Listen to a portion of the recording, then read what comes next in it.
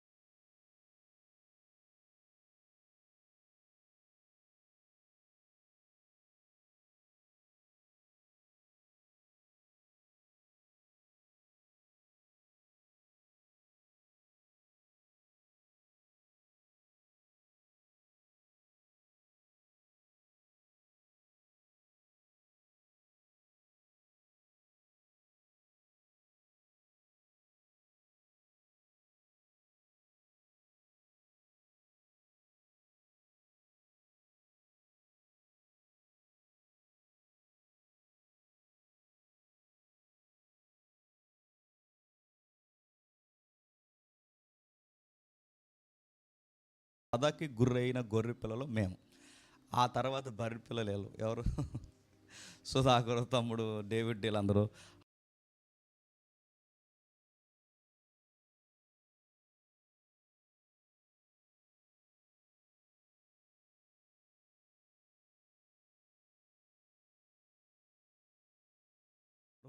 ఆరిపోకుండా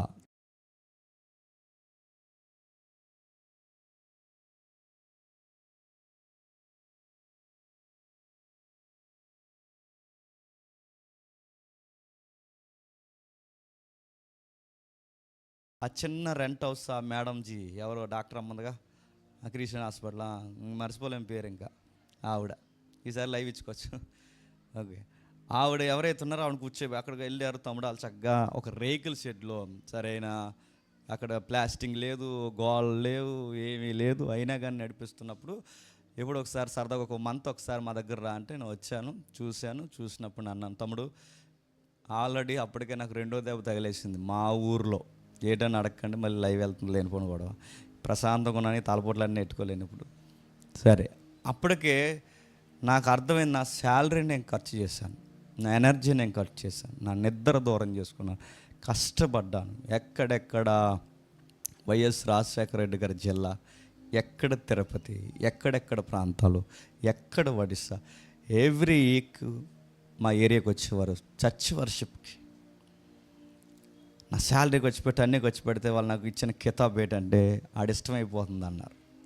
ఆ టైంలో నేను బాధపడ్డాను, నేను ఉండకూడదని డిసైడ్ అయిపోయాను. ఇంక చాలా అన్యాయాలు జరిగాయి, నా మీద వ్యతిరేకంగా రిపోర్ట్స్ రాస్తుంటే వీళ్ళు ఎవిడెన్స్గా నిలబడ్డారు, బాధ వేసింది.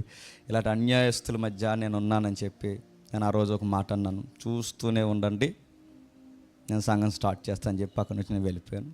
అలా రాజమండ్రి సరిగ్గా ఆ టైంలో, అంటే రాజమండ్రి తర్వాత సరిగ్గా ఆ టైంలో మమ్మల్ని నడిపించండి అన్నాని లవ్లీగా లవ్తో నన్ను ఆహ్వానించిన తమ్ముళ్ళు సుధాకరు, డేవిడ్, ఎల్డర్స్ అన్నలు ఎవరైతే వాళ్ళు పిలిచారు. అప్పుడు నేను ఒక షరతు పెట్టిన, తమ్ముడు మాకు అలా దెబ్బలు తినేస్తున్నాయి, కొన్ని రోజులు మీరు నడిపించంటారు, మీరు అలాగే మమ్మల్ని గెట్టేస్తే మళ్ళీ మాకు బీపీ షుగర్ వచ్చేది, ఇవన్నీ మా వల్ల అవదు, మేము ఒక కండిషన్ పెడుతున్నాం, దానికి మీరు ఒప్పుకుంటే జెన్యున్గా ముందుకెళ్ళిపోతాం. ఏంటంటే ఒకరి మాట మీద వెళ్దాం, ఒక వరలో ఒక కత్తి ఉంటేనే అందం, అన్ని కత్తులు దూరం, ఒక మాట మీద ఉందాం, నేను నిలబడతాను, నేను ఏ సెల్ఫీస్గా నేను నడిపించను, నా అండర్లో మీరందరూ, నువ్వు, సుధాకరు, దేవుడి తమ్ముడు, సురేష్, మీరందరూ నేను చెప్పినట్టు నడిస్తే మనందరం కలిసి ఒక నిర్ణయం తీసుకుని నడుద్దాం. ఏమంటారంటే 100కి 200% ఓకే అంటాం అన్నారు.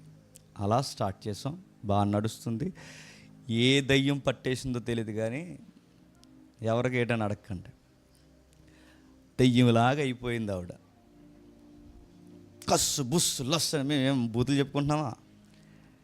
జనాలు ఎక్కువ వస్తే బీపీ వచ్చేసేది, జనాలు పెరిగితే బీపీ వచ్చేసేది, కూర్చుంటే బీపీ వచ్చేది, నిలబడి మాట్లాడుకుంటే బీపీ వచ్చేది, భోజనాలు జరిగితే బీపీ వచ్చేది.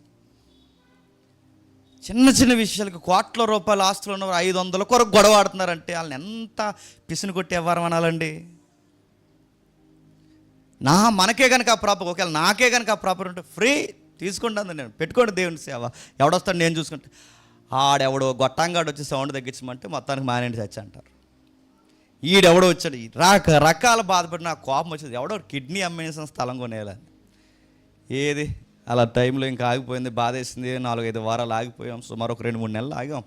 ఆగిపోయిన తర్వాత ఇంకా ఎలా సువార్త అన్నప్పుడు ఎదుగుతున్నాం, ఎక్కడెక్కడ అన్నప్పుడు సరిగ్గా ఈ ప్లేసు తమ్ముడు సునీల్ అనుకుంటా, సునీల రెఫరెన్స్ బియోలా, సారీ బియోలా, ఇది ఎక్కడ ఉంది, బియోలమ్మ, ఆ బియోలా ద్వారా రెఫరెన్స్ వచ్చింది. ఇక్కడ ఒక ప్లేస్ ఉంది, తమ్ముడు థామస్, బియోలా సిస్టర్స్ అందరు కలిసి మంచిగా ఇది ఒక రెఫరెన్స్ ఉంది అన్నప్పుడు దీనికి వాళ్ళకి దగ్గరగా ఉండే పర్సన్ సునీల్ ఉన్నాడు, వాడు డీల్ చేశాడు. విషయం ఏంటంటే 1 నెల సరిగ్గా ఇచ్చినా ఇవ్వకపోయినా రెంట్ ఆలస్యం చేసినా ఏమనరు, ఎందుకంటే సునీల్ గారు డీల్ చేస్తాడు, ఇవన్నీ ఆయన చూసుకుంటాడు. ఇప్పుడు ఒక ప్రశాంతమైన వాతావరణం. ఇప్పుడు మన ముందు టాస్క్ ఉంది. చెప్పండి, ఏంటి టాస్క్ ఏంటి చెప్పండి? పొగ అవుతుందిగా, ఎండ వస్తే ఎండకు తట్టుకోలేకపోతున్నాం, వర్షం వస్తే లోపలికి జల్లు వచ్చేస్తాడు, కూర్చోగలరా? అందుకే అన్న అడిగాం, మేము ఇలా చేద్దాం అనుకుంటున్నామంటే అన్న ఏమన్నాడంటే, చేయండి తమ్ముళ్ళు, నా ఇబ్బంది ఏముండదు, మంచిగా ఉండండి అన్నారు. అందుకే మనం తాత్కాలికమైన నివాసమే కనుక డెక్కింగ్ స్టైల్లో ఉంటుంది, దానికి ఎంత మెటీరియల్ అవుద్ది, ఒకవేళ మా సహకారం దీనికి ఈ మెటీరియల్ మేము కొంటాం, లేదా ఈ సిమెంట్ మేము కొంటాం, లేదా ఈ ఇసుక మేము కొంటామని అలా తీసుకున్న పర్లేదు. లేదా సుమారు మనకు అధికారికంగా 20 నుండి 25 కుటుంబాలు మనకు అధికారికంగా ఉన్నాయి. ఫ్యామిలీకి ఎంత అని మనం కనుక వేసుకుంటే ఈజీగా మనం కన్స్ట్రక్షన్ చేయొచ్చు. కన్స్ట్రక్షన్ అంటే ఫ్లోర్ మీద ఫ్లోర్ ఏమి ఉండదు, నీట్గా కాన్ఫరెన్స్ హాల్, ఒక మంచిగా చక్కగా ప్రశాంతంగా, ఇంకెవరు కింద కూర్చునే వ్యాపారం ఏమి ఉండదు. అందరూ అంటే వ్యాపారం అంటే మళ్ళీ ఏదనుకోకండి, అందరూ చక్కగా మంచిగా కాన్ఫరెన్స్ హాల్లో కాన్ఫిడెంట్గా కూర్చునే ఒక అట్మాస్ఫియర్ తయారు చేద్దాం అనుకుంటున్నాం. దానికి బాధ్యతగా మీరు భుజం ఎత్తుకుంటే ఆ 4 లక్షల రూపాయలు ఏసీలు ఏం చెప్పని నాది. ఏసీల కన్నా కన్స్ట్రక్షన్ తక్కువ అవుతుంది, గుర్తుపెట్టుకోండి. ఈ పని చెప్పండి మీది. ఇది ఎప్పుడు చెప్తారంటే ఆఫ్టర్ లంచ్ ఉంటే కనుక, లేదా నెక్స్ట్ వీక్ తర్వాత దీనికోసం డిస్కషన్ చేద్దాం అన్న వాళ్ళు ముందుకు రండి. ఇది సంఘం యొక్క బాధ్యత. ఇంకా నడుస్తున్నాం, మనం ఎక్కడ ఉండిపోకూడదు. మనకంటూ భవిష్యత్తులో దేవుడిని ఇస్తాడు నేను నమ్ముతున్నాను. సొంత స్థలం మనకు వస్తుంది. ఆల్రెడీ రాజమండ్రిలో సుమారు ఇప్పుడు ఒక 20 సెంట్లు రిజిస్ట్రేషన్ అయింది. దాని మీద లోన్ పెట్టి, మళ్ళీ పబ్లిక్ నడకుండా దాని మీద లోన్ పెట్టి, దాని ఎదురుగా మళ్ళీ ఇంకొక సైట్ వస్తుంది 20 సెంట్లు. అంటే అది ఇది కలిస్తే సుమారు ఒక 40 సెంట్లు, అంటే మించి 1/2 ఎకరం. ఇక మొత్తం సెమినార్లు ట్రైనింగ్లు అన్నీ అదే జరగాలని కోరుకుంటున్నాం. అది కనుక సక్సెస్ అయితే ల్యాండ్ పాగా వేసినట్టే. అది కనుక మొదటి పాగా పడితే నెక్స్ట్ మనం ఇక్కడ కూడా ప్లాన్ చేద్దాం. దాని వరకు ప్రార్థన చేయండి. ఏడిసో మేము చేయమన్నా అంటే మీ ఇష్టం. సరే, ఇక వాక్యంలోనికి వెళదాం. కొన్ని వారాలుగా దైవికమైన లక్షణాలు కొన్ని మనం నేర్చుకుంటున్నాం. Nature of God. నిజానికి దేవుని గురించి తెలియకపోతే ఏమవుతుందంటే, ఒక మనిషికి తానంటే ఏంటో తనకు అర్థం కాదు.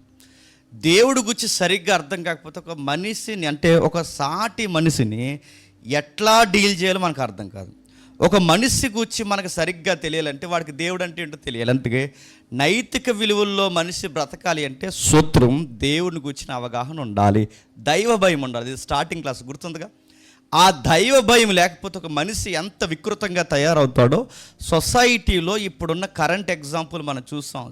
ఆడెవడు, జెఫ్రీ ఎప్స్టీన్. వాడు ఎవడైతే ఉన్నాడో వాడు ఒక్కడ చాలు ప్రపంచాన్ని కలుషితం చేసి పడేశాడు. కేవలం ఎందుకు అలా చేశాడంటే వాడికి దైవ భయం లేక, దేవుని భయం లేక. దైవ ప్రీతి ఎప్పుడైతే లేదో మనుషుని పట్టుకోలేం. అక్కడి నుంచి దేవుడి భయం ఉండాలి. కనుక దేవుడు భయం మనకు ఉండాలి అంటే అసలు ఏంటి దేవుడు అంటే? దేవుడు అంటే మనం ఊహించుకున్నట్టు రాయిల్లోనో రప్పల్లోనో బొమ్మల్లోనో మరియమ్మ, యేసు ప్రభు, ఇక ఎక్సెట్రా ఏదైనా మీరు మాట్లాడుకోండి, ఆకారం దేవుడి కాదు. దేవుడు మనల్ని తయారు చేయాలి తప్ప మనం దేవుడిని తయారు చేయకూడదు. ఇది మినిమం కామన్ సెన్స్, గుర్తుపెట్టుకో. ఇలాంటి విజన్తో, ఇలాంటి డిస్కవరీతో మనం స్టార్ట్ చేస్తే దేవుడు ఏమైనాడంటే సర్వశక్తి కలిగిన వాడుగా ఉన్నాడు. దేవుడు ఏమైనాడంటే బాగా చూసాంగా, అదృశ్యుడై ఉన్నాడు. దేవుడు యొక్క ఆయన ఫుల్ఫిల్మెంట్ ఎక్కడుంది, ఆయన ప్రజెన్స్ ఎక్కడుందంటే ఈ 3 డైమెన్షన్లో లేదని మనం చూసాం. ఈ మెటీరియల్ వాదంలో లేదు, ఈ టైంలో లేడు, ఈ స్పేస్లో లేడు, ఈ మెటీరియల్లో లేడు. ఎంతకు మించున్నాడు. అది ఎక్కడ, అది ఏంటంటే బైబిల్ చెబుతున్న అగోచరుడైన దేవుని గురించి బైబిల్ ప్రస్తావిస్తున్న మాట ఏంటంటే ఒక ఉన్నతమైన మహోన్నతమైన పరిశుద్ధ స్థలంలో ఉన్నాడు. అది ఏంటా యూనివర్స్ అంటే బైబిల్ చెప్తుంది ఈ ఆకాశానికి, ఈ విశ్వానికి, ఈ 3 ఆకాశాలకి పైన, అంటే ఈ 3 యూనివర్స్ ఏదైతే కనబడో దాని పైన ఉంది. అది అలాంటి దిక్కున దేవుడు ఉన్నాడు. ఆయన ఎలా ఉన్నాడంటే టైం లైన్లో ఉన్నాడు. ఆయన స్పేస్ లేని స్పేస్ టైంలో ఉన్నాడు. ఆయన మెటీరియల్ లేని మెటీరియల్ కాని దేవుడిగా ఉన్నాడు ఆయన. అలాంటి ఆయన అర్థం చేసుకోవడం కష్టం అని బైబిల్ చెప్తుంది. అందుకే అన్రీచబుల్ గాడ్ అన్నారు. ఆయన్ని రీచ్ అవ్వడం కష్టం, ఆయన్ని అర్థం చేసుకోవడం కష్టం. ఆయన గూర్చి తెలుసుకునే ఇన్ఫర్మేషన్ ఎక్కడ దొరుకుద్దంటే మన మదిలో దొరకదు, కానీ వాక్యంలో దొరుకుతుంది. ఆయన ఉన్నాడు, దేవుడు ఉన్నాడు అనడానికి రెఫరెన్స్ ఉన్నాయంటే ఉన్నాయి. మనం చూస్తాం కాస్మోలాజికల్ ఆర్గ్యుమెంట్ చూస్తాం, మోరల్ ఆర్గ్యుమెంట్ చూస్తాం, ఇంకా 1-2 కాజ్ అండ్ ఎఫెక్ట్ చూస్తాం, యూనివర్సల్ కోడ్ ఒకటి ఉందని చూస్తాం. అంటే ఇవన్నీ దేనికంటే దేవుడు ఉన్నాడు అనడానికి ఎవిడెన్స్. ఇవన్నీ మనం చూసుకుంటూ వచ్చాం. లాస్ట్ టైం మనం చూసింది ఏంటంటే హోమ్ని ప్రజెన్స్, అంటే దేవుని యొక్క సర్వవ్యాప్తి. సర్వాంతర్యామి కాదు, సర్వవ్యాప్తి. డిక్షనరీలో డెఫినేషన్లో సర్వాంతర్యం అని ఇచ్చిన సర్వాంతర్యం అనే నమ్మకానికి బయట వేరొక నమ్మకాలు ఉన్నాయి కనుక ఆ నమ్మకాల్లోనికి సంఘం జోగకూడదని, జారిపోకూడదని దానికి థియలాజికల్గా ఉపయోగించే పదం ఏంటంటే సర్వవ్యాప్తి. అంటే ఆయన అన్నిట్లో ఉండగలడంటే ఉండగలడు, కానీ అన్నిట్లో ఆయన ఉన్నా వాటిని పూజించకూడదు. ఆయన అక్కడ ఉండగలంటే ఈ స్తంభం లోపల ఉంటాడంటే ఉంటాడు, అంటే ఆయన లేని స్థలం అంటూ లేదు. ఆయన ప్రతిదిగా ఉంటాడు. పాతాళానికి వెళ్ళినా ఉంటాడు, పరలోకం వెళ్ళినా ఉంటాడు, పరదేశంలో ఉంటాడు, ఎక్కడికి పోయినా ఇక్కడ ఉంటాడు, అక్కడ ఉంటాడు, ఎక్కడైనా ఉంటాడు, కానీ ఉంటాడు, అన్నిటిలో ఉంటాడు. కాబట్టి ఆయన ప్రజెన్స్ అన్ని దిక్కులు ఉంది కాబట్టి అన్నిటినీ మొక్కకూడదు. నా మాట మీకు అర్థమవుతున్నాయా? అంటే మొక్కితే ఏమవుద్ది? ఆయనకు ఆకారం ఇచ్చిన అవుతాం. ఆకారం లేని దేవుడికి ఆకారం ఇచ్చి మొక్కితే అది బైబిల్ ప్రకారం పాపం. ఇది మనం చూసినందుకే ఆ దేవుడు ఎక్కడున్నాడంటే ఆయన పరిపూర్ణమైన స్థితి మూడో ఆకాశంలో ఉంది. ఆ మూడో ఆకాశం ఏంటో మనకు తెలుసు. మొదటి ఆకాశం చెట్టు, చేమ, గొడ్డి, గోద, గాలి, ఇదంతా ఇది మొదటి ఆకాశం. దీని పైకి వెళ్ళాక కొంత టైం వెళ్ళాక ఆక్సిజన్ లెవెల్స్ ఆగిపోతాయి. అక్కడ నుండి స్పేస్ స్టార్ట్ అవుద్ది. అక్కడ దాన్ని ఏమంటారంటే రెండో ఆకాశం. అంటే సూర్యుడు, చంద్రుడు, నక్షత్రాలు, గ్రహాలు ఇవేవైతే ఉన్నావో ఈ మెటీరియల్ వాదాన్ని రెండో ఆకాశం అంటారు. ఇదంతా దాటిపోతే కనబడేది మూడో ఆకాశం. కాబట్టి ఇది మనం చూసాం లాస్ట్ టైం దేవుని యొక్క సర్వవ్యాప్తి అంటే ఏంటి. ఇప్పుడు మనం చూడబోయే మరొక లక్షణాలు ఏంటంటే దేవుని యొక్క నైతిక లక్షణాలు, మోరల్ యాట్రిబ్యూట్స్ అంటారు వీటిని థియలాజికల్గా. అంటే దేవుని యొక్క నైతిక లక్షణాలు ఏంటి? దేవుని యొక్క నైతిక లక్షణాలు మీరు జాగ్రత్తగా చూస్తే దేవునికి సర్వము ఉండే స్థితి ఉంది. మనకుందా? ఎక్కడ ఉంటే ఉండూరులో ఉండరు, ఉండూరులో ఉంటే ఇక్కడ ఉండరు. ఒకేసారి ఉండూరులోని ఎక్కడ ఉండగలరా? నేను ఎక్కడుంటే రాజమండ్రిలో ఉండలేను, రాజమండ్రిలో ఉంటే ఇక్కడ, కానీ దేవుడు కాదు. దేవుడు సర్వవ్యాప్తి. ఒకే టైం లైన్లో అన్ని దిక్కులన చెప్పండి ఉండగలడు. ఆ లక్షణం ఆయనకి మాత్రం ఉంది, ఎవరికి లేదు. రెండోది మనం చూస్తాం, ఆయన మార్పు లేనివాడు. నిన్న, నేడు, నిరంతరము ఏకరీతి కంటే ఆయనకి నిన్న, నేడు, రేపు ఒకే టైం లైన్లో చూడగలడు. ఆయన ఒకేసారి చూడగలడు. అందుకే ఆయన మార్పు లేని దేవుడు. మరొక లక్షణం చూసాం ఆయనకి, ఆయన నిత్యుడు. మనం నిత్యులమా? మన నిత్యత్వం కలిగి ఉండలేము, నిత్యము మనం ఉండలేము. మన నిత్యత్వం కలిగిన వారమైతే గుర్తుపెట్టుకోండి, మనకు చావు ఉండకూడదు, కానీ మనం చనిపోతాం ఒక రోజుకి. గట్టిగా 2 నిమిషాలు వద్దుగాను గంట అక్కడ నిలబెట్టాం అనుకోండి, ఏమైపోతాం? సాయంత్రానికి శిలాన్ని పెట్టడమే. ఇంకా శిలాన్ని పెట్టాడు, కళ్ళు తిరిగి పడిపోవడం, మజ్జిగ ఇచ్చినా లెగుతాడా? ఎండగాస్తే పోతాం, వర్షంలో ఎక్కువ ఉంటే పోతాం, చలేస్తే పోతాం. ఏదన్నా వాహనం ఇలా గుద్ది ఈ బాడీకి చిన్న రంధ్రం లోపలికి పడితే పోతాం. అందుకే బుడగ అన్నారు మనల్ని. చాలా ఈజీగా పోతాం నడుతున్నాను.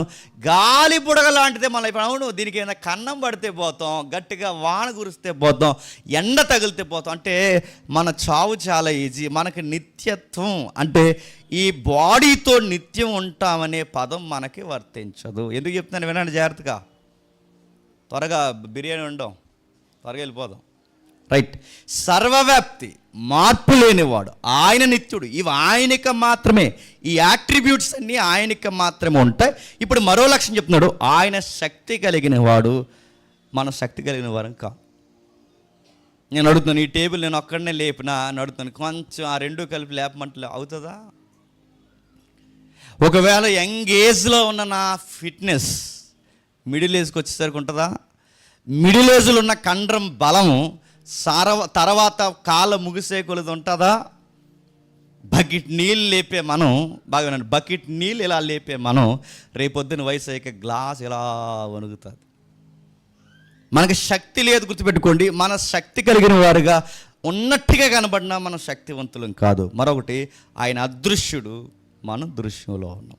ఈ యాట్రిబ్యూట్స్ అన్నీ దేవుడికి ఉంటుంటే సర్వవ్యాప్తి, మార్పు లేనివాడు, నిత్యుడు, శక్తి కలిగిన వాడు, అదృశ్యుడు. ఇలా చెప్పుకుంటూ పోతే ఆయనకి చాలా లక్షణాలు ఉన్నాయి. కానీ ఇప్పుడు మనం మాట్లాడుకోబోయే లక్షణాలు అంటే మోరల్ యాట్రిబ్యూట్స్ అనేవి ఆయనకే ఉంటాయి. బాగా వినాలి, మానవుల్లో కూడా కనబడతాయి. ఇప్పటి వరకు చెప్పిన మానవుల్లో కనబడవు. ఏవి? సర్వవ్యాప్తి, మార్పు లేనివాడు, నిత్యుడు, శక్తి కలిగిన వాడు, అదృశ్యుడు. ఇవి మనకుండవు, ఈ యాట్రిబ్యూట్స్ మనకుండవు. కానీ మోరల్ యాట్రిబ్యూట్స్ అనేవి మనకుంటాయి. అంటే మనకుంటాయి అంటే ఉంటాయి. ఆదాము లేదా మొదటి మానవులు పాపం చేయక మునుపు ఆ గుణ లక్షణాలతోనే దేవుడు మానవుణ్ణి కన్నాడు కాదు, చెప్పండి, తయారు చేశాడు. రైట్ లాంగ్వేజ్ అదే, రూట్ మీనింగ్ అదే. కన్నాడు కాదు, మానవుడిని తయారు చేశాడు. తయారు చేసినప్పుడు తన స్వరూపమందు తన పోలిక చొప్పున నరులనంటే ఆయన ఏలికగా ఉన్నాడు కనుక ఏలికగా తయారు చేశాడు. ఆయనకు గుణలక్షణాలు ఉన్నాయి కనుక ఆ గుణలక్షణాలతో మనిషిని తయారు చేశాడు. ఆ లక్షణాలు ఇచ్చాడు.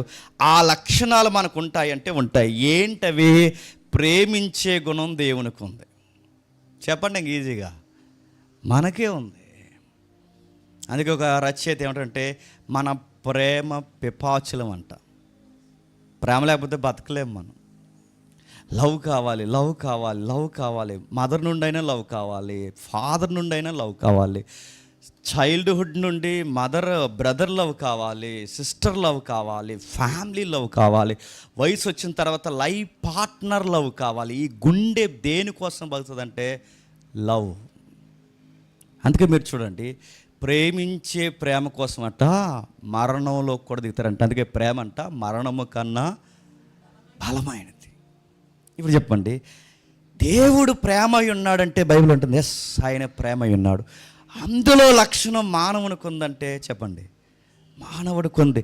ఈ ప్రేమ అనే కాన్సెప్ట్ లేకపోతే కాపురాలు నడుస్తాయా? ప్రేమ అనేది లేకపోతే పిల్లల్ని కంటామా? కనిన పిల్లల్ని ఎదిగిస్తామా? ఏం చేస్తాం? ఆకలి వేస్తాం, వండుకు తినేస్తాం, తినేము. కానీ పిల్లలకి దెబ్బ తగిలినా తట్టుకోలేము, ఏదన్నా జరిగినా తట్టుకోలేము. ఇది ఏంటి? లవ్. అది ఎదుటోళ్ళ పిల్లలకి జ్వరం వస్తే ఎలా ఉంటుందో లేదో నాకు తెలియదు, కానీ మన పిల్లలకి జ్వరం వస్తే ముందు మనకు వచ్చేది జ్వరం. లవ్.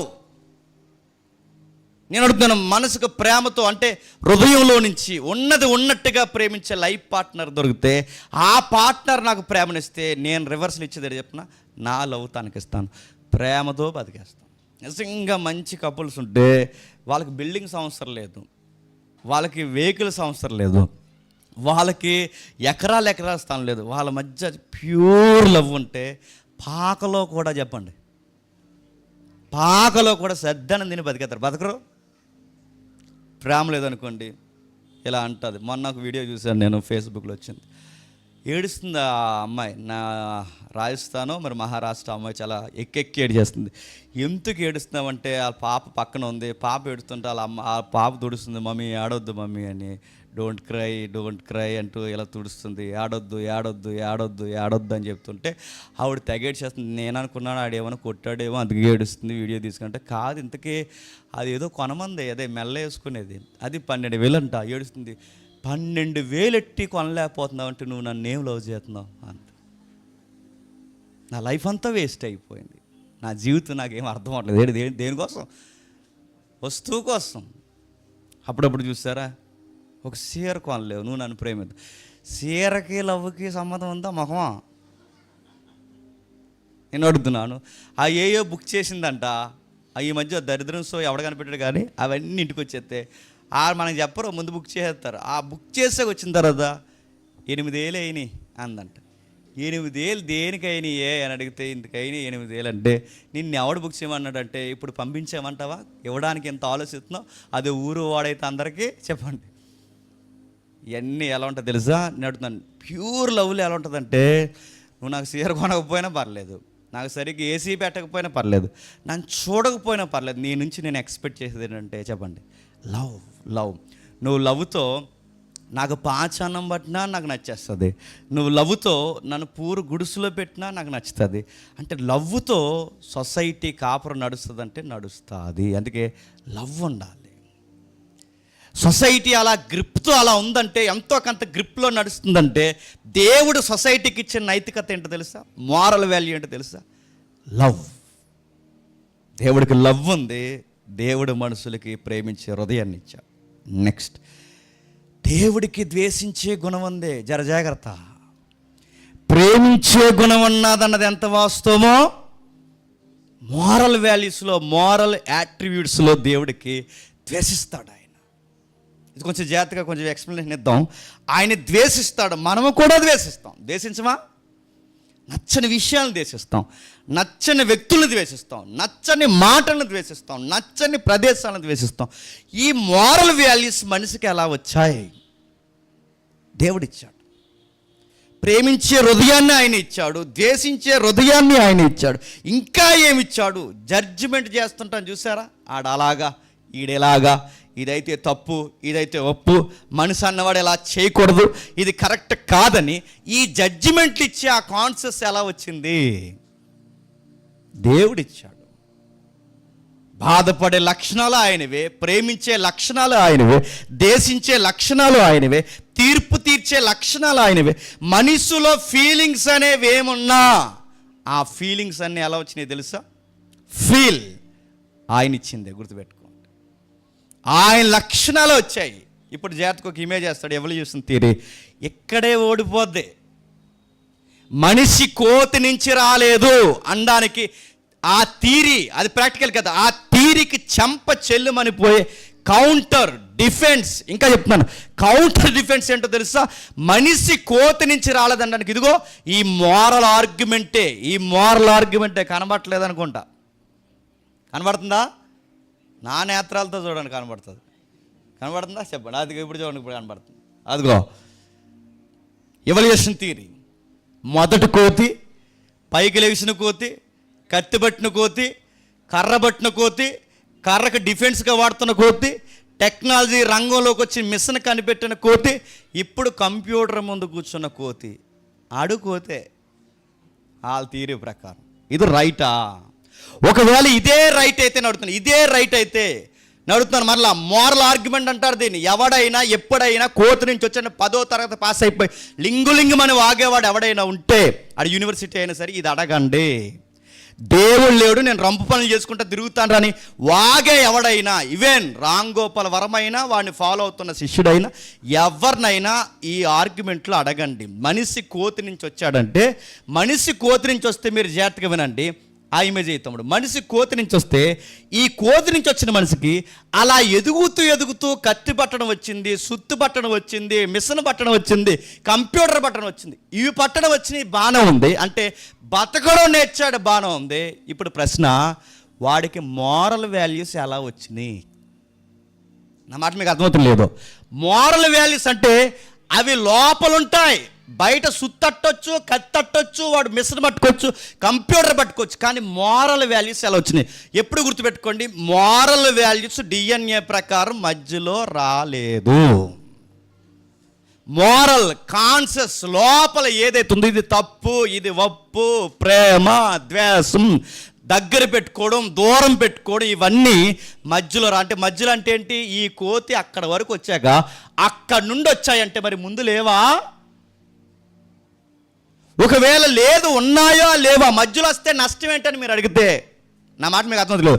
మధ్యలో వస్తే నష్టం ఏంటని మీరు అడిగితే, మధ్యలో వస్తే నష్టం ఏంటని మీరు అడిగితే, అంటే మొదటి నుంచి మధ్యలో నుంచి మోరల్ వాల్యూస్ వచ్చిన నష్టం ఏంటని అడిగితే, ఇప్పుడు నేను ప్రశ్న అడుగుతున్నాను, జాగ్రత్తగా వినండి. మధ్యలో వస్తే నష్టం ఏంటి చెప్పనా? ఇప్పటికీ కోతులు ఉన్నాయా లేదా? ఉన్నాయా లేదా? భవిష్యత్తులో దీనికి మోరల్ వాల్యూస్ వస్తాయని గ్యారంటీ ఉందా? ముఖ్యాంశాలు మరోసారి, భవిష్యత్తులో దానికి మోరల్ వాల్యూస్ వస్తాయా? భవిష్యత్తు అంటున్నాను. ఇప్పుడే ఈ కోతి ఇటీవల కాలంలో జనజీవన స్రవంతిలో కలుస్తుందండి. ఎందుకంటే దానికి ఈ మధ్య చెప్పండి మోరల్ వాల్యూస్ పెరిగాయండి అన్న ఎక్కడైనా ఎవిడెన్స్ యూనివర్స్లో ఉందా? ఈ మధ్య గాడిది మనిషిలా బిహేవ్ చేస్తుంది అనడానికి ఉందా? బ్యాంక్ వచ్చిందండి, ఇవాళ కొంచెం డబ్బులు దాచుకుందాం అనుకోవడానికి ఉందా? గాడిది బ్యాంక్ వచ్చి డబ్బులు దాచుకుంటే ఎవడన్నా ఉంటాడు అక్కడ? నా మాటలు మీకు అర్థమవుతున్నాయి లేదు? కోతి వచ్చి బ్యూటీ పార్లర్కి వచ్చింది అనుకోండి, ఎందుకంటే కొంచెం ఫేషియల్ చేయండి, కొంచెం నెక్స్ట్ మ్యారేజ్ ఉందని అనుకోండి, చెప్పండి, బ్యూటీషియన్లు ఉంటారా? ఇంక ఉంటారు అక్కడ? పరార్ ఉంటారా? ఎవరు ఉండరు అడుగుతున్నాను. అసలు ఉంటాయా? కోతులు నడుతున్నాను.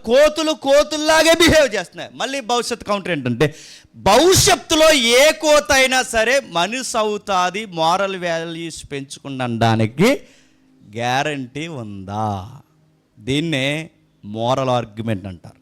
ఇప్పుడు చెప్పండి, దైవికంగా దేవుడు ఉన్నాడా, దేవుని లక్షణాలు ఉన్నాయనడానికి గుర్తు అని చెప్పిన, మనలో కనబడుతున్న యాట్రిబ్యూట్స్ ఉన్నాయి చూసారా, లక్షణాలు ఉన్నాయి చూసారా, ఈ లక్షణాలు ఎలా వచ్చాయంటే తన స్వరూపమందు తన పోలిక చొప్పున నరుణ్ణి, మానవుణ్ణి దేవుడు తయారు చేశాడు గనకే మనిషికి ఆ యాట్రిబ్యూట్స్ వచ్చాయి, ఆ లక్షణాలు వచ్చాయి. కోతులో ఉన్నాయంటే లేవు, చేపలో ఉన్నాయంటే లేవు. బిడ్డల్ని పెంచుతాయి, తేడా వస్తే ఆ బిడ్డలు నవ్వే చంపేస్తాయి, తినేస్తాయి.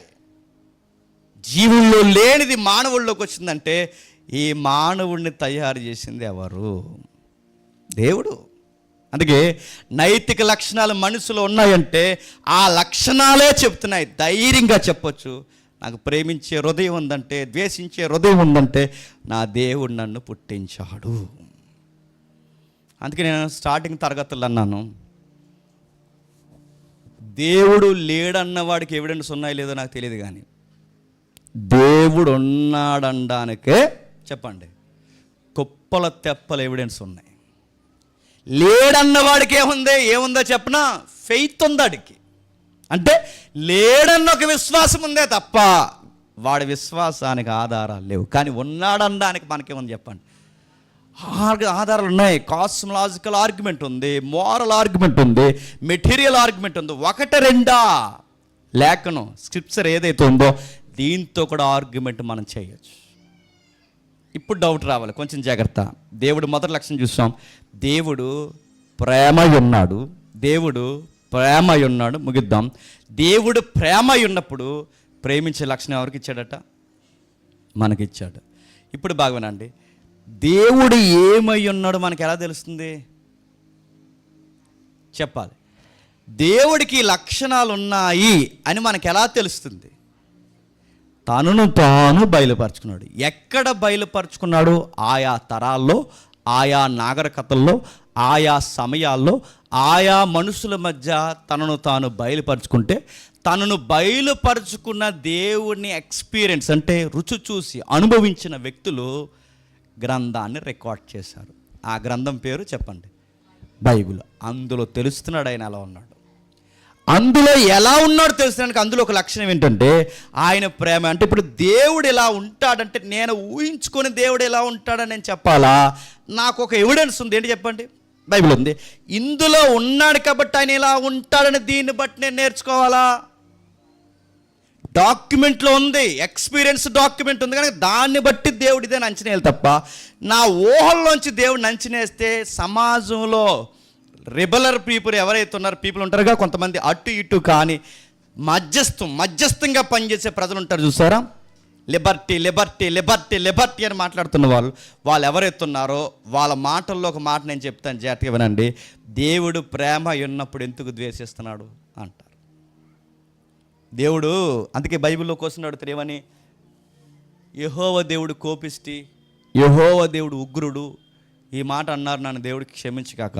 యెహోవా దేవుడు సైకో అన్నారు. ఎందుకు ఆ మాటలు వస్తున్నాయి అంటే, ఎందుకురా మీరు అలా అంటున్నారంటే, దేవుడు అందరినీ ప్రేమించాలిగా. అందరినీ ప్రేమించాలన్నప్పుడు అమోనీల్ని ఎందుకు చంపాడు? మోయాబీల్ని ఎందుకు చంపాడు? కానాను తెగల్ని ఎందుకు చంపాడు? అసూరియన్స్ ఎందుకు చంపాడు? నినేవే పట్టణానికి ఎందుకు వార్నింగ్ ఇచ్చాడు? మరి దేవుడు ప్రేమ ఉన్నప్పుడు ఎవరిని చంపకూడదు. మరి ఆయన ప్రేమ కదా, ఆయన ప్రేమించినప్పుడు ఎవరిని చంపకూడదు కదా. ఆయన ప్రేమించినప్పుడు కొంతమందిని చంపుతున్నాడంటే ఆయనలో ప్రేమ లేదు. ప్రేమ లేనివాడు ఎట్లా దేవుడు అవుతాడు అంటారు. ఈ ఆర్గ్యుమెంట్ సమాజంలో ఉందా లేదా? మీ దేవుడు ప్రేమించడు, చంపేస్తాడు తేడా వస్తే. మీ దేవుడు ప్రేమించడు, నరికేస్తాడు తేడా వస్తే. ఆయన దేవుడేటి అంటున్నారు. అప్పుడప్పుడు కూడా చూడండి, మనం ఎన్ని మెసేజ్లు చెప్పినా దేవుడు ఎలా ఉంటే కనుక నేను తీసి పడేస్తారు, అవతలకి ఏమనుకుంటున్నావు నువ్వు, ఇలా కరెక్ట్గా దేవుడు ఎదుట సరి అయిన పద్ధతి కదంటే వాళ్ళ మనసులో వాళ్ళ పక్కన మాట్లాడి చెప్పిన దేవుడు ప్రేమై ఉన్నాడు. జేమ్స్ పని ఏముంది అలా చెప్తాడు. దేవుడు చెప్పండి ప్రేమై ఉన్నాడు. దేవుడు ద్వేషిస్తాడంటే దేవుడు ప్రేమ కలిగిన వాడండి, దేవుడు జాలి కలిగిన వాడండి, దేవుడు దయ కలిగిన వాడండి.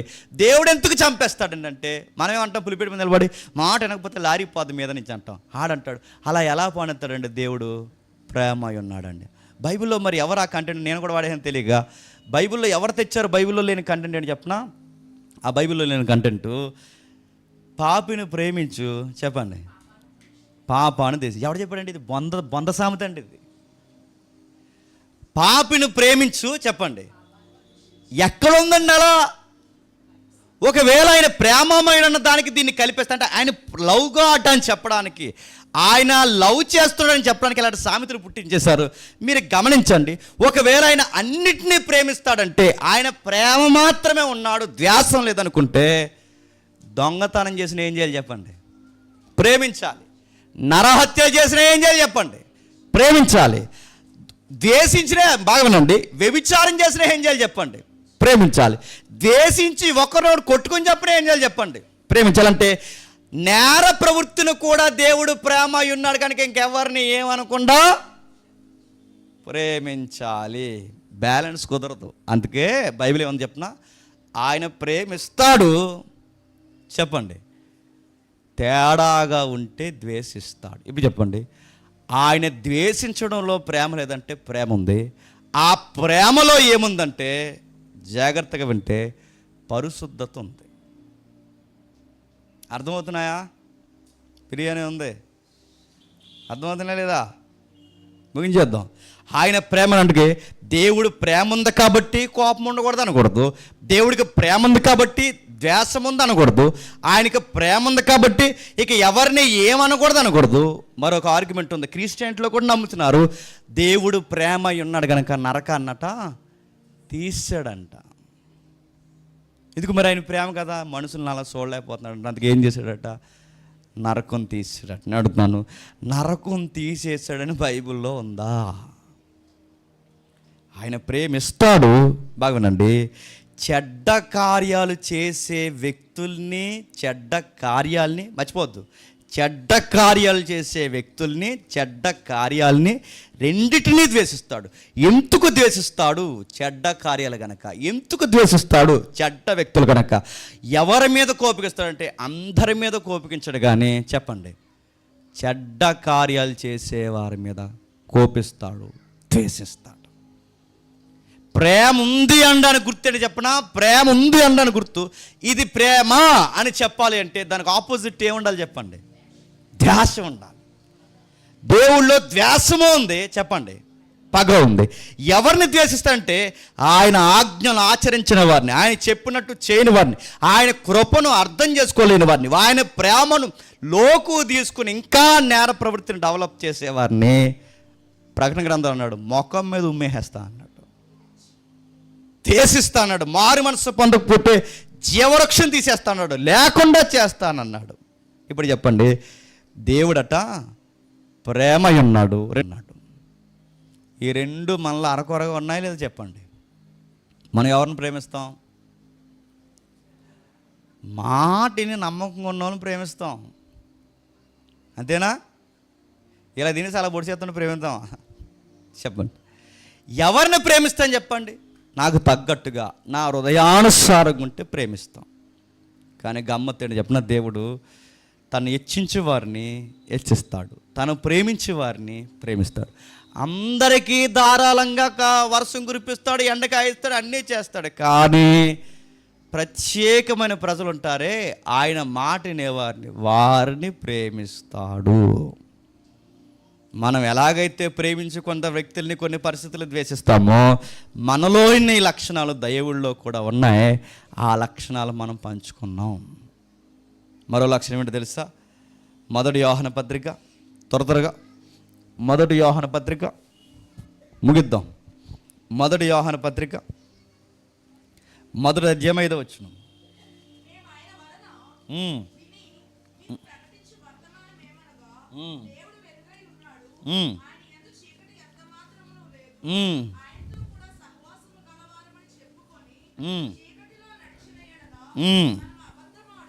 ఇప్పుడు చెప్పండి, దేవుడు ఎలుగై ఉన్నాడు అనడానికి దానికి ఈక్వల్ వర్డ్ ఏంటంటే దేవుడు పరిశుద్ధుడు.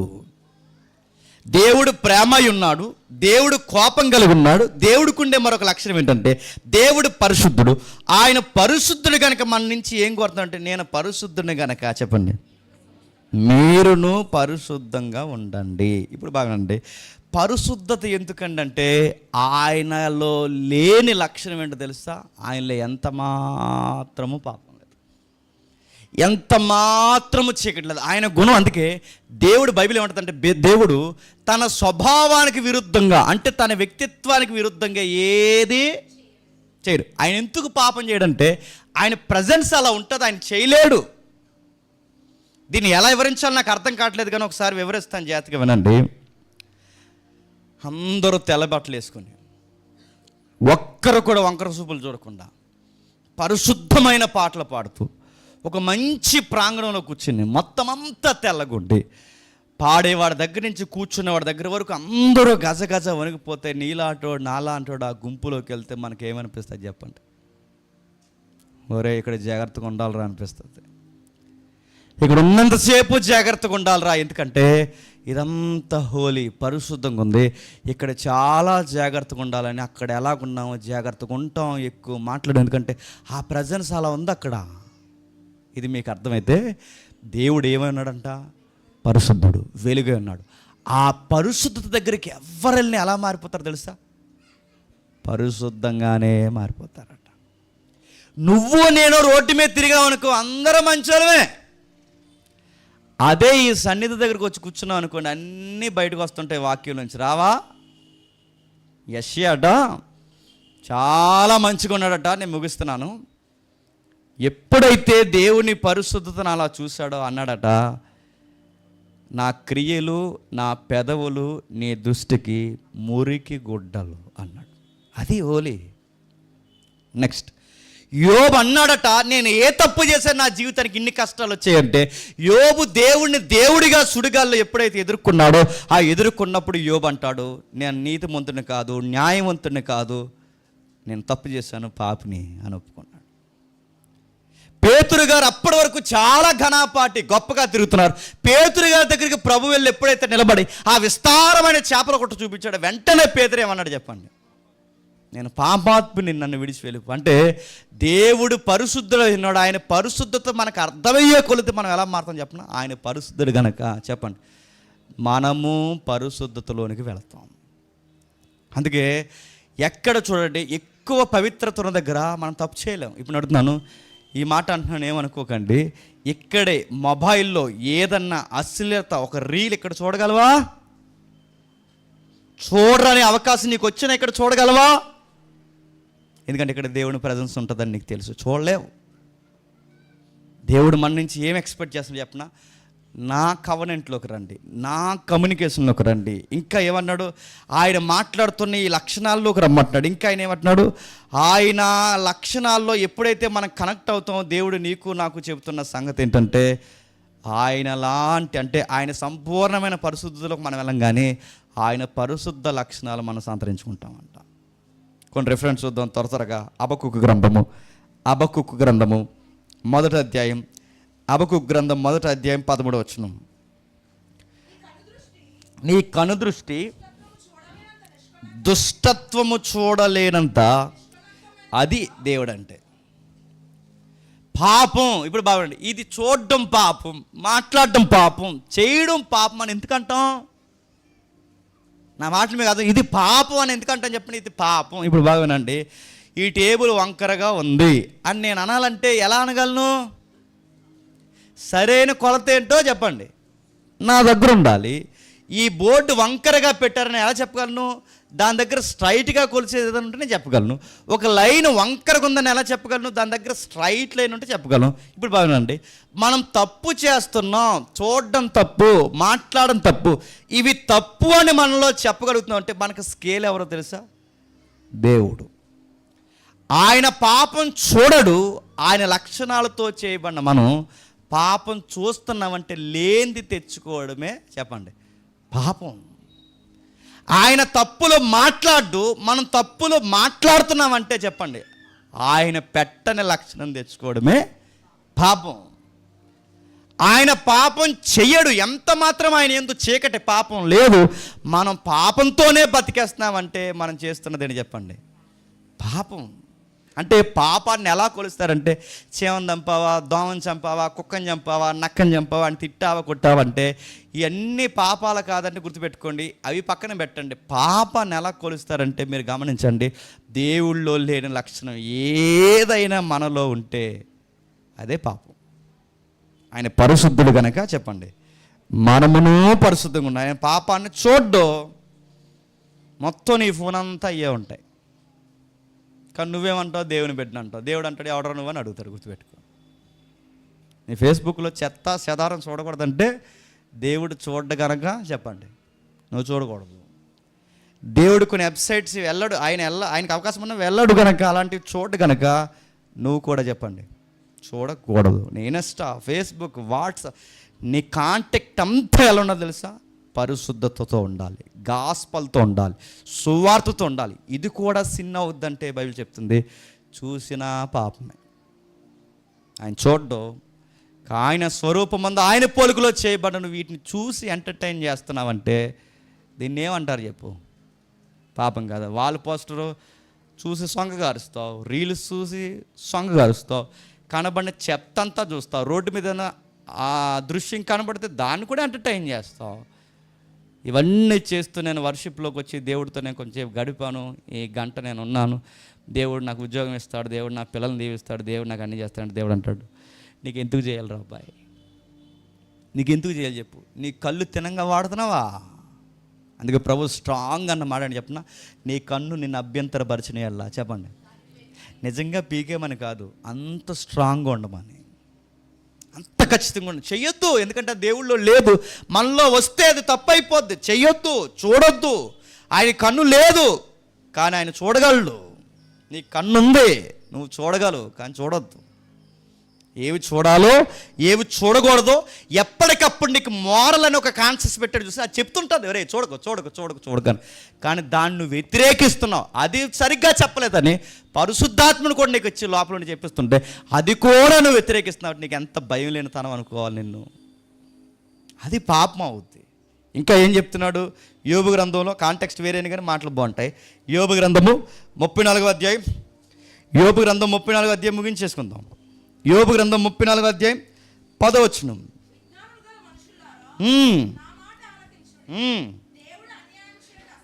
దేవుడు అన్యాయము చేయట అసంభవము, సర్వశక్తుడు దుష్కార్యము చేయట అసంభవము, నరుల క్రియలకు తగినట్టుగా ఫలము ఆయన వారికి ఇస్తాడే తప్ప ఆయన దుష్కార్యాలు చేయడంటే ఒక నీతిమంతుడిని అనీతిమంతుడిని చేయడు, ఒక అనీతిమంతుడిని నీతిమంతుడిగా దొంగ తీర్పు ఇవ్వడు.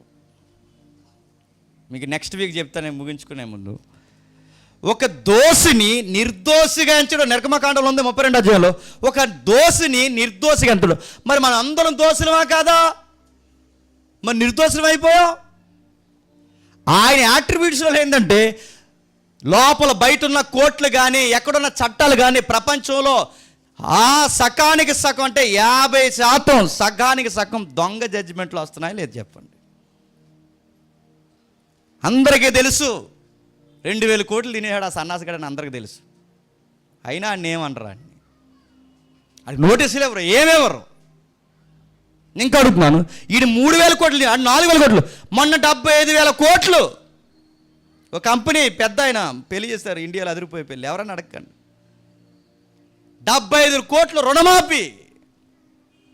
కానీ కోర్టు వాళ్ళని ఏమందో, గవర్నమెంట్ వాళ్ళని ఏమందో. కానీ గమ్మంతేటి చెప్పినా మీరు గమనించండి, ఈ చట్టం ఈ లోకం దోషిని నిర్దోషిగా తెలుస్తుందేమో కానీ దేవుడు ఉన్నాడు, ఆయన దోషిని నిర్దోషిగా ఎంత మాత్రము తేల్చడు, తీర్పు తీర్చడు. ఆయన అన్యాయస్తుడు కాడు. మరి ఎలా అండి అర్థం చేసుకోవడం అంటే అక్కడ చెప్తున్నాడు యోబు గ్రంథంలో, దేవుడు ఏ దుష్కార్యము చేయడు, మనుషులు చేసే పనులు చేయడు. ఇంకా ఏమన్నా ఒకసారి చూడండి, యెషయా గ్రంథం 57వ అధ్యాయం 15వ వచనం. యెషయా గ్రంథం 57వ అధ్యాయం 15వ వచనం. మహాగణుడు, మహోన్నతుడు, పరిశుద్ధుడు, నిత్య నివాసి ఉన్నవాడు ఎలాగూ సెలవిచ్చుచున్నాడు, నేను మహోన్నతమైన పరిశుద్ధ స్థలములో నివసించువాడును, వినయము గలవారి ప్రాణమును ఉజ్జీవింప చేయుటకు, ఉజ్జీవింప చేయుటకు వినయము గలవారి యొద్దను దేన మనసు గలవారి యొద్దను నివసించి. ఇప్పుడు చెప్పండి, ఆయనకి ఎవరు నచ్చుతున్నారు? ఆయన పరిశుద్ధుడు గనక ఆయన కృపచేత బతుకుతున్న వారు కూడా ఆయన లాంటి లక్షణాలు కలిగి ఉంటే ఆ పరిశుద్ధుల్ని ప్రేమిస్తాడు. చాలామంది సామెత పుట్టించారు, ఏమనంటే పాపిని ద్వేషించు, చెప్పండి క్షమించండి, పాపిని ప్రేమించు, చెప్పండి పాపాన్ని ద్వేషించు. దానికి రెఫరెన్స్ ఏం చెప్తుందో ఒకసారి చూడండి. కీర్తన గ్రంథం 5వ కీర్తన 4-5 వచనాలు.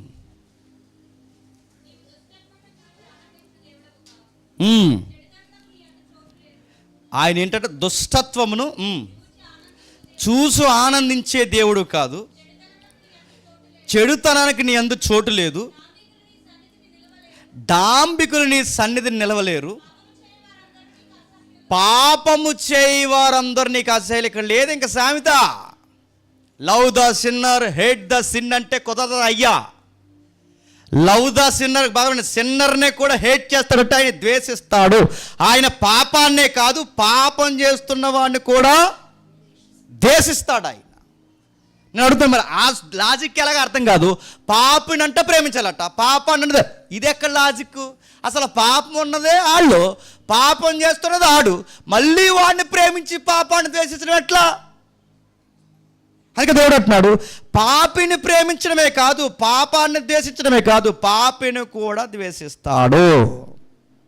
ఇప్పుడు చెప్పండి, ఆయన పరిశుద్ధత ముందు మనకన్నా పరిశుద్ధుడైన యెషయా నిలబడలేకపోయాడు, ఆయన పరిశుద్ధత ముందు మనకన్నా పరిశుద్ధుడైన యోబు నిలబడలేకపోయాడు, ఆయన పరిశుద్ధత ముందు మనకన్నా బాగున్న పేతురు నిలబడలేకపోయాడు, పౌలు నిలబడలేకపోయాడు, ప్రవక్తలు నీతిమంతులు నిలబడలేకపోయారు. ఇప్పుడు చెప్పండి, ఆ పరిశుద్ధుడిని మనం ఎలా ఎదుర్కోగలం?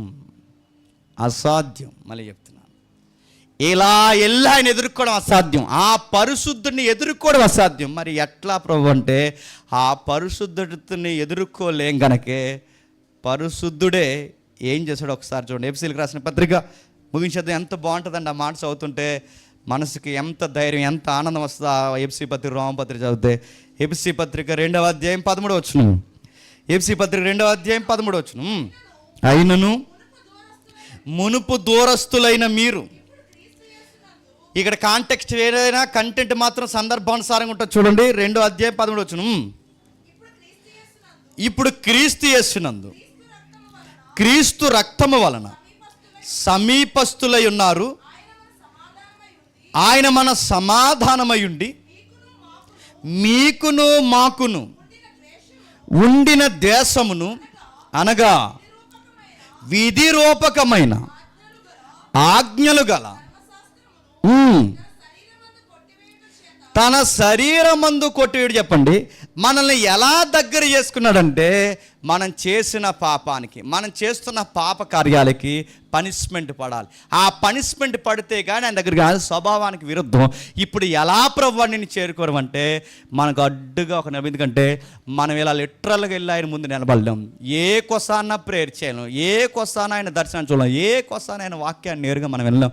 మరి మేము ఇంకా బతుకున్నామంటే, నీకు నాకు అడ్డుగా ఒకరు నిలబడ్డారు, ఆ వెనక్కి నిలబడ్డాం. ఆ అడ్డుగా నిలబడిన వ్యక్తి పేరు భూమి మీద నజరేయుడైన యేసు. ఇప్పుడు చెప్పండి, ఆయన పరిశుద్ధతని యెషయా, యోబు, ఎవరు, నువ్వు, నేను ఎవరు ఎదుర్కోలేం గనకే సిలువ వెనక్కి పోయి దాక్కున్నాం, ఎదుర్కోలేం గనకే యేసు వెనక్కి పోయి దాక్కున్నాం. ఆయన మనకి రిఫ్లెక్ట్ అవుతున్నాడంటే ఎవరి ద్వారా అవుతున్నారు తెలుసా? ప్రాపర్ ఛానల్ ఉంది, ఎవరు చెప్పండి? ప్రభు అయిన యేసుక్రీస్తు ద్వారా. ఆయన లేకపోతే ఎవడును చెప్పండి ఆయనతో కనెక్ట్ అవ్వలేడు. ఇంకెంత బాగుందో చూడండి. రోమిలికి రాసిన పత్రిక 5వ అధ్యాయం ముగించేద్దాం. రోమిలికి రాసిన పత్రిక 5వ అధ్యాయం, చాలా ఉన్నాయి, మనకు సమయం లేదు కనుక వచ్చే వారం చూద్దాం మిగిలిన లక్షణాలు. రోమిలికి రాసిన పత్రిక 5వ అధ్యాయం 1వ వచనం. కాబట్టి విశ్వాసము మూలమున మనం నీతిమంతులుగా తీర్చబడి మన ప్రభు అయిన యేసుక్రీస్తు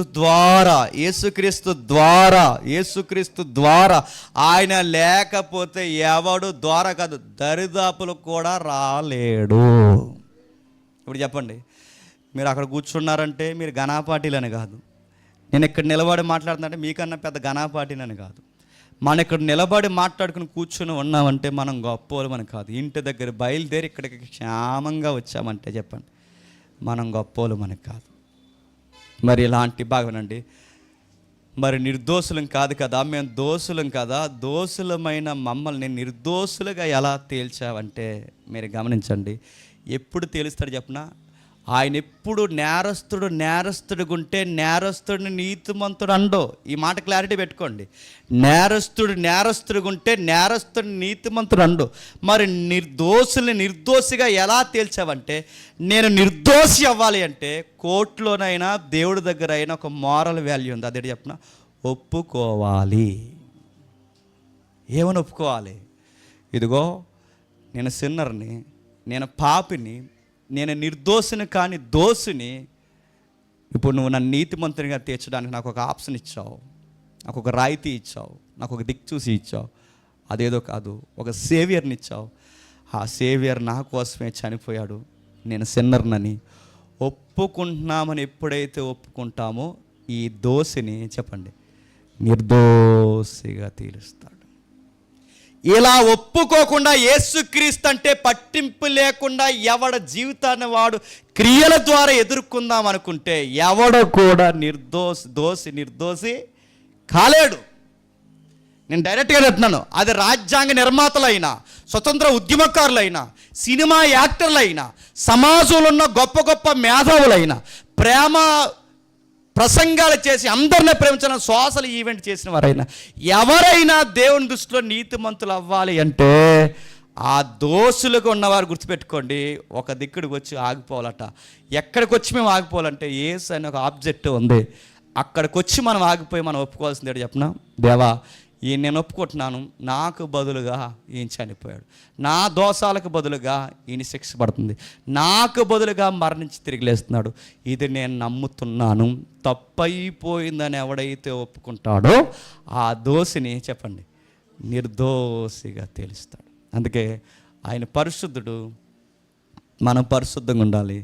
ఎలా ఉండాలి పరిశుద్ధంగా? మాకు రావట్లేదు అంటే మనం రావట్లేదు, ఎందుకంటే పడిపోయిన ఆదాము దగ్గర నుంచి వచ్చాంగా, కోల్పోయాం, ఆ వెలుగు కోల్పోయాం, ఆ మహిమ కోల్పోయాం, పతనం అయిపోయాం. ఇప్పుడు ఆదాము దగ్గర నుంచి మనకి ఆ పతనం స్టార్ట్ అయింది కనుక అది మనకు రావట్లేదు. ఎలా ఉండాలో మనకు తెలియట్లేదు కనుక ఆ ఆదాము చూపించలేని మోరల్ చెప్పండి ఈ ఆదాము చూపించడానికి వచ్చాడు. ఆయన పేరు నజరుడైన యేసుక్రీస్తు. ఈయన వచ్చాడు.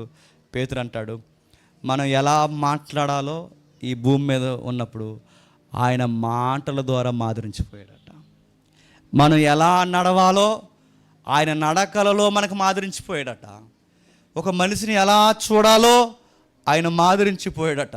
రాత్రి ఇక్కడ కొండవారంలో చెప్పాను, ఎంతమంది వచ్చారు నాకు తెలియదు, కానీ క్రీస్తు యేసునకు కలిగిన ఈ మనసు చెప్పండి మీరును కలిగి ఉండండి. ఎలా కలిగి ఉండాలి? నైబర్ని లవ్ చేయాలి, దేవుడిని ప్రైజ్ చేయాలి, సమాజంలో కలిగిన నాకు లేని వాడికి పెట్టాలి, మంచి కలిగి ఉండాలి, నన్ను ద్వేషించే వారిని కూడా నేను దీవించాలి. నేను ద్వేషించేది దేన్ని ద్వేషించాలంటే పాపం చేసిన వారిని ద్వేషించాలి, ఆయన పరిశుద్ధతను చెప్పండి ప్రేమించాలి. ఇది ఎలా అంటే యేసుప్రభు ఎట్లా అయితే జీవించాడో చెప్పండి అట్లానే మనం జీవించాలి. ఇది దేవుడు మనకిచ్చిన నైతిక లక్షణాలు. ఆయనలో కొన్ని లక్షణాలు ఉంటాయి, మనకు ఉండవు. నేను మళ్ళీ జ్ఞాపకం చేసి ముగిస్తున్నాను. ఆయన నిత్యుడు, మన నిత్యులం కాదు. ఆయన అదృశ్యుడు, మనం అదృశ్యులం కాదు. ఆయన సర్వవ్యాప్తి, మనం సర్వవ్యాప్తి కాదు. ఆయన శక్తి కలిగిన వాడు, మనం శక్తి కలిగిన వాడు. కానీ కొన్ని లక్షణాలు ఉన్నాయి. ఆయన ప్రేమిస్తాడు, మనం ప్రేమిస్తాం. ఆయన ద్వేషిస్తాడు, మనము ద్వేషిస్తాం. ఆయన ఇతరులకి తీర్పు తీరుస్తాడు, మనము న్యాయముని బట్టి అప్పుడప్పుడు తీర్పు తీరుస్తాం. ఈ లక్షణాలు మనకిచ్చి కాన్షియస్ మారల్ వాల్యూస్ పెట్టి దేవుడు అంటున్నాడు, నేనే మిమ్మల్ని తయారు చేశాను. ఈ పాయింట్ మీకు అర్థమైతే మన కోతుల నుంచి, కుక్కల నుంచి, గుర్రాల నుంచి, చేపల నుంచి రాలేదు చెప్పండి, దేవుడు చేతుల్లో నుండి వచ్చాం. అందుకే దేవుడు జడ్జిమెంట్ కోరతాడు. నేను చెప్పింది ఎవడ పాటించకపోయినా, ఆ ప్రసంగిలు అంటాడు, తీర్పు దినాన్న మేలు కార్యములను కీడు కార్యములను, అవి కనిపించేవి కానబడనివి, ప్రతి దాన్ని వెలుగులోకి తెచ్చి ఆ రోజు ఆయన చెప్పండి తీర్పు తీరుస్తాడట. ఇప్పుడు చెప్పండి, జడ్జిమెంట్ చేయడం దేవుడికి న్యాయమా కదా? ఈ లక్షణాలన్నీ ఆలోచిస్తే అర్థమవుతుందిగా. ఆయన జడ్జిమెంట్ చేయడం న్యాయమే, తప్పు పట్టే న్యాయమే. అందుకే రోమపత్రికలో ఏమంటాడు చెప్పిన, ఆయన వ్యాజ్యం ఆడినప్పుడు ఆయన ఎవడు తప్పు పట్టేవాడు లేడంటాడు పౌలు. ఎందుకంటే ఆయన వ్యాజ్యం చాలా కరెక్ట్గా ఉంటుంది. ఇలాగ ఎందుకు చేసే ప్రభు, అలా ఎందుకు చేసే ప్రభు అంటే ఆయన అలాగూ చేయలేదు. అన్నీ చేసింది ఎవరు చెప్పండి? మనమే చేస్తాం. అందుకే దేవుడు అంటాడు, ఒప్పుకునేటప్పుడు మన పరిశుద్ధతలోకి రావాలంటే ఒప్పుకునేటప్పుడు యథార్థంగా ఒప్పుకోవాలి. మనం ఏమంటాం? తెలుసో తెలియకో, తెలుసో తెలియకంటే అందులో ఒక పదం ఉంది, తెలుసో అన్న దగ్గర తెలుసుగా కొన్ని, ఆ తెలిసిని ఒప్పుకో తినంగా. తెలియని ఎలాగో చేస్తే దేవుడు ఎలాగో క్షమిస్తాడు. తెలుసో తెలియకన్నా తెలుసుగా కొన్ని, ఆ తెలిసిని ఒప్పుకో. నువ్వు చూడకూడదన్నావా, చూసావా, తెలుసు నీకు. మాట్లాడకూడదన్నావా, మాట్లాడదు తెలుసు నీకు. చేయకూడదు అనుకున్నా, చేయకూడదని తెలుసు నీకు, చేస్తావు. ఇవన్నీ ఒప్పుకో. ఇవి ఒప్పుకుంటేనే దేవుడు మనల్ని చెప్పండి తన రెక్కల కిందకి మనం తెచ్చుకుంటాడు. ఈ యాట్రిబ్యూట్స్ అర్థమైతే ఆయనలోకి దగ్గరికి రండి. అలా ఎలా ఉండాలో క్రైస్ట్ని అబ్జర్వ్ చేయండి, క్రీస్తుని. ఆయనలా మనం జీవిస్తే దేవుడు తన నిత్యత్వంలోనికి, అమరత్వం లేని మనల్ని అమరులుగా మార్చడానికి రాబోతున్నాడు. దేవుడు మిమ్మల్ని దీవించిన గాక. అలాగే మోకాలు వేయగలిగిన వారు మోకాలు వేయండి, మోకాలు లేని వారు లేచి నిలబడండి. దేవుడు నిజంగా నీతో మాట్లాడారు. దేవా, నీ లక్షణం